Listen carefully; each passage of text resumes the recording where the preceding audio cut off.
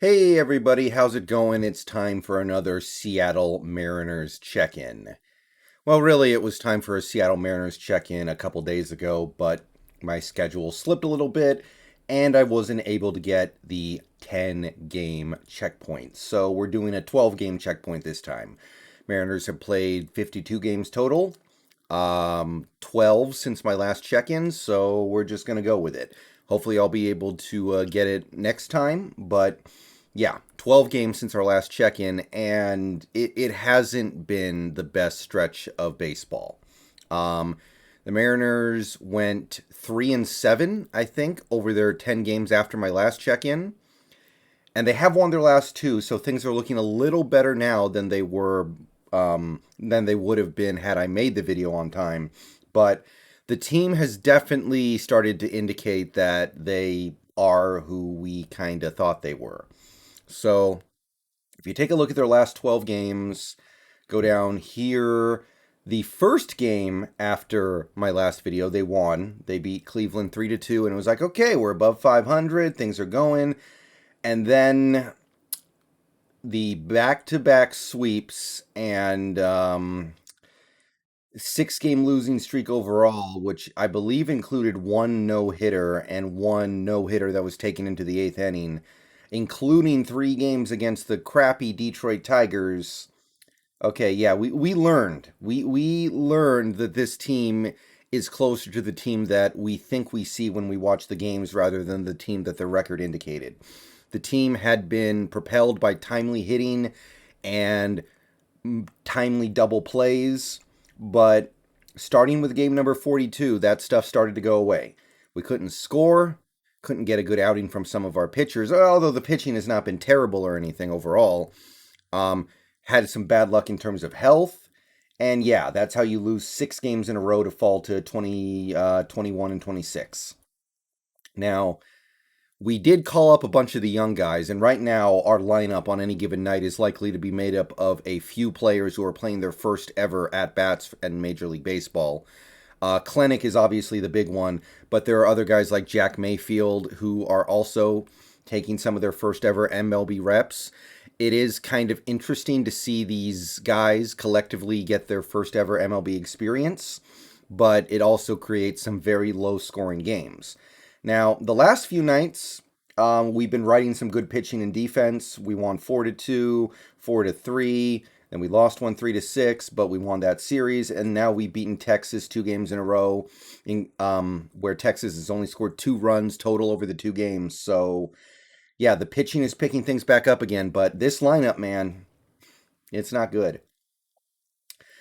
As for exactly how not good it is, I mean, we have one player on this team who is batting over 250. One. And I know batting average is not really in vogue anymore, but still, we have one player batting over 250. It's Mitch Haniger, who is barely over 250. And I'm not throwing any shade at Mitch Haniger because with his power numbers and with his extra base hits and with the value he's adding as a guy who can force pitchers to throw a lot of pitches, he's doing his thing, no doubt about it. 143 OPS does not lie. But after that, we got a bunch of guys who are barely keeping themselves afloat via extra base hits because, I mean, Kyle Lewis, he's turning it on. There's no doubt about it. He had the 2-hit game last night, including the home run that ended up winning the game. He's turning it on. I mean, he started the season out so slow that him getting up to 246 already is actually a pretty good accomplishment. But, Ty France started out super hot, went to sleep, and now he's turning it back on. So you have these players who are putting up overall pretty good numbers, but they're so streaky. Like Ty France basically batted, I think, sub 100 for a couple weeks there. And ever since he got back from his injury, he's been better. But when you're this streaky, it's really hard for it to feel like the team is doing anything productive. And then, of course, Seager. Now, Seager's at the age where you know he's going to be streaky. And a 33-year-old third baseman with a lot of wear and tear on his body, you're just going to be happy that he's batting above 100 ops and has a batting average above 220. But yeah, it's just the only consistent guys in the lineup right now are Haniger and Lewis. And the back end of our lineup is frequently populated with guys who you can't expect them to be good. Now, I'll give it up to Crawford. He's good enough defensively to where he can have a 246 average with a banjo swing and still be worth it. But Dylan Moore was, I think, starting to turn it around, and then he went on IL. Hopefully, he can get back soon. Tom Murphy's starting to actually hit for a little bit of power, but it's not enough to make up for his other deficiencies. And the rest of the lineup has been a bunch of new players, like if you just take a look at the list here, Jose Godoy. He's actually done some pretty positive things here. He's one of the centers we called up from AAA to replace Torrens because Torrens was, you know, showing that he didn't belong in Major League Baseball. Eric Campbell got called up for a little bit. Marmolejos got sent down as well, by the way. Thank God. I'm so relieved. Jacob Nottingham got called up. He's been getting some decent action. Of course, Klenic has been incredibly unlucky so far in his Major League career. That's really all I'm going to say about it, and I'm not going to read anything more into it. And you have Jack Mayfield as well. So a lot of these guys, you can't expect them to be good yet. They're still just learning. The pitching has been a nice grounding effect, has had a nice grounding effect on this team. They're keeping them above water. They had that one game against San Diego where San Diego scored like 16 runs. Other than that, it's been pretty good. Kikuchi's had two credible starts. He only won one, but Kikuchi's had two pretty good starts. Dunn has pitched well, I think. His ERA is all the way down to 3.4. You have Chris Flexen, who's had the one really bad start, and other than that, he's been really good for us, continuing to be solid. 5 wins on a team with this kind of offense is nothing to joke about. I don't know about Sheffield. I think it's too early for me to draw any conclusions on Sheffield yet. He got the win yesterday, but he didn't pitch particularly great. So I think we're just going to have to wait and see on Justice Sheffield. Hurry back Marco Gonzalez, obviously. And Logan Gilbert, I'm not going to draw any conclusions yet because he just got here.